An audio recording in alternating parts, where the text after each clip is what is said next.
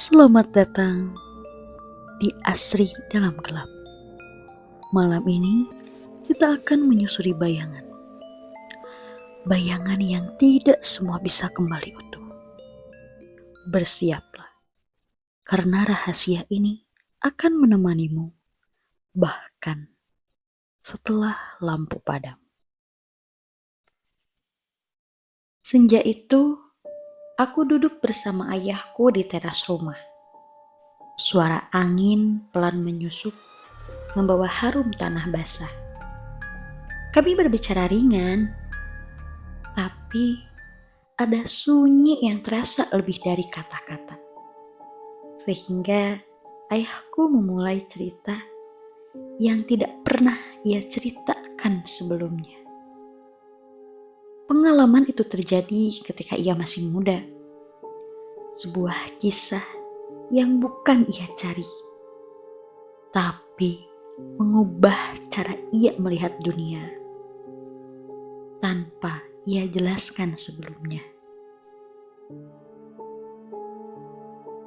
Dan inilah kisah dari ayahku.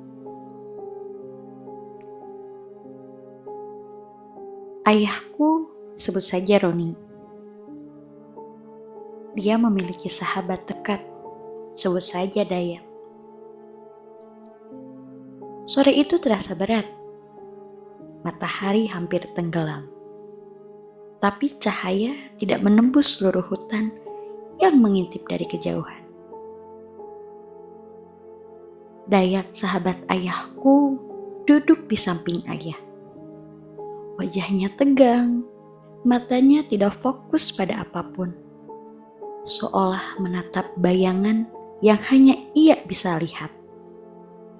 Ia mulai bercerita pelan tentang hutang yang menumpuk, ketakutan yang menekannya malam demi malam, dan rasa putus asa yang menggerogoti setiap langkahnya. Ayahku mendengarkan, hingga Dayat mengucapkan satu kata yang dingin seperti malam. Solusinya, pesugihan. Ayahku merasakan sesuatu. Keputusan itu bukan spontan. Itu sudah lama ada. Mengintai seperti bayangan yang diam tapi menakutkan.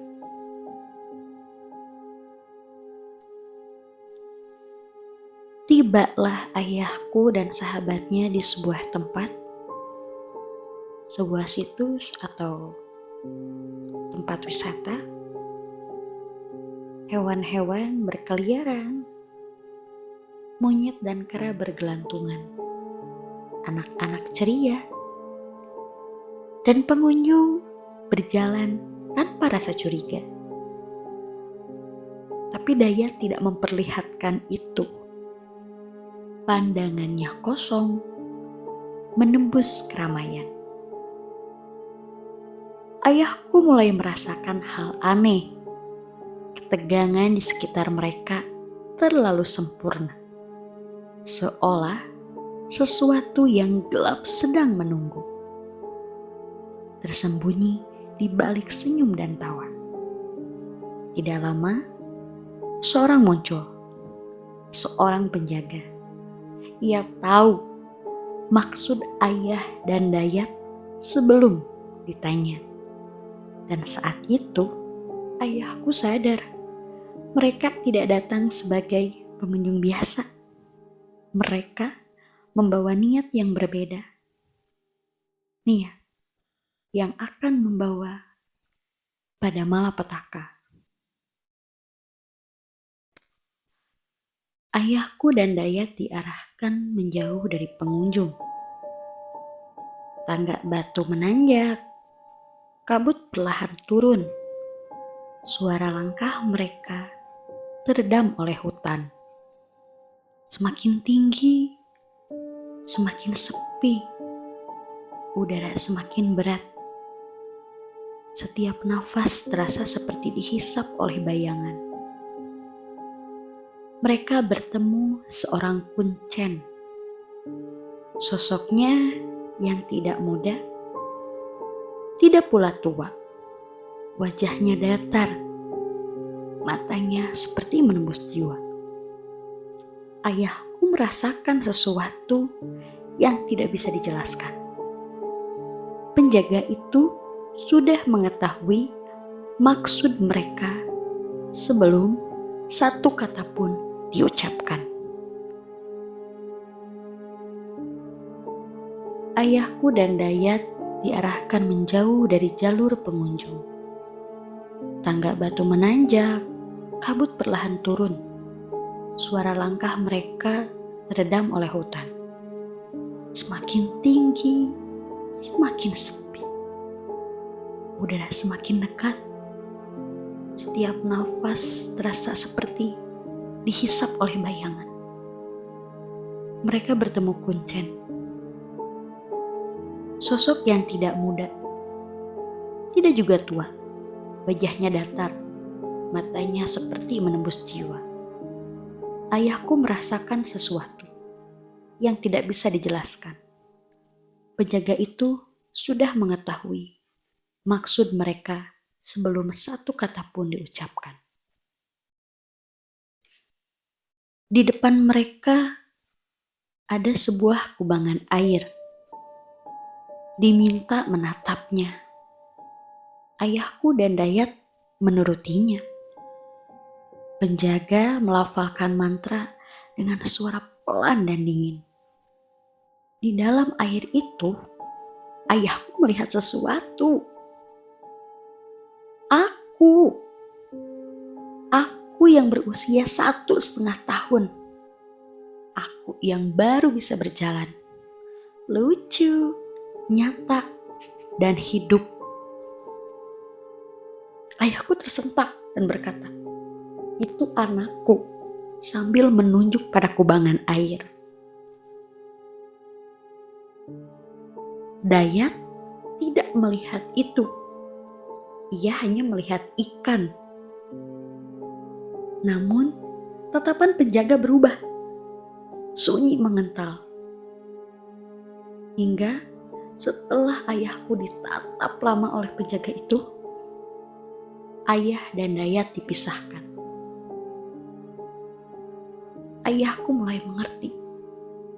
Ini jebakan, bukan permainan. Sekali lagi, ini adalah jebakan. Ayahku dibawa ke gua gelap, terpencil jauh dari jalur manusia. Kuncen itu berkata, "Jang, nu di ditu aya nungguan. Tingali terus kana batu gede." bagi manusia biasa yang terlihat hanyalah ular yang diam di atas batu. Tapi ayahku melihat sosok lain. Di sana ada wanita, di mana dari kepala hingga pinggang wujudnya manusia. Perempuan. Akan tetapi, dari pinggang sampai bawah, itu wujudnya ular yang sangat besar. Tubuhnya pekat, hingga besarnya mengisi gua dengan keberadaan yang menekan. Ayahku saling bertatapan dengan ular itu. Matanya hijau seolah-olah memberikan tekanan kepada ayahku. Diam, sunyi, hanya suara nafas mereka yang terdengar.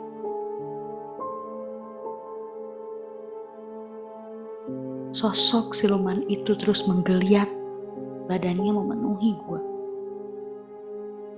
Siluman itu mengatakan bahwa ayahku ada penjaganya, sementara Dayat harus menunggu instruksi lebih lanjut. Ayahku diberi tombak untuk menembakkan, membunuh ikan, membunuh apapun yang ayahku lihat pada kubangan yang disediakan seperti sebelumnya. Tetapi setiap kali ayah mencoba, muncul bayangan aku.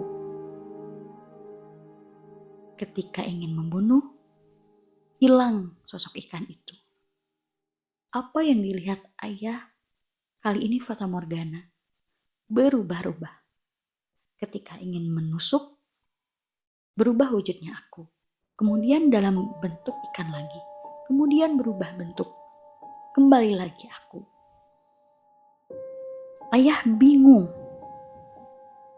Akan tetapi ayah langsung tersadar dan menggagalkan hal itu.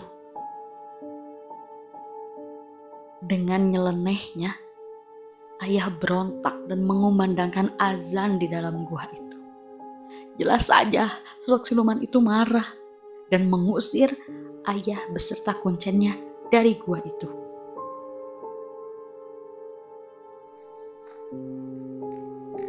Sekiranya berparuksan perempatan air, sekiranya mual membangun anak manusia nikah sir.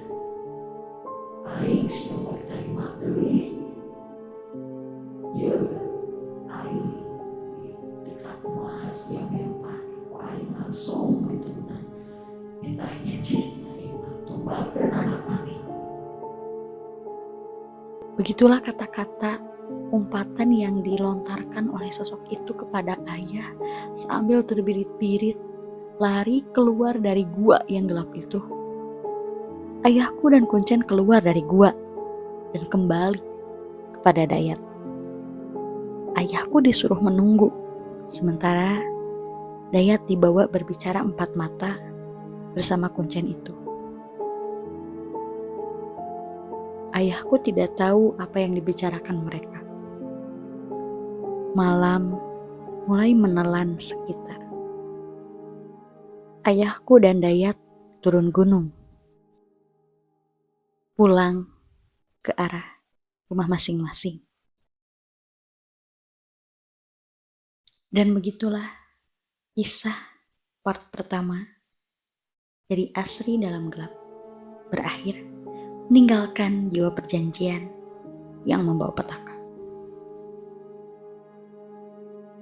Jika kamu berpikir kegelapan sudah berakhir, tunggu sampai kamu menyaksikan part selanjutnya. Karena ada rahasia yang menunggu semakin dalam. Dan bayangan tidak selalu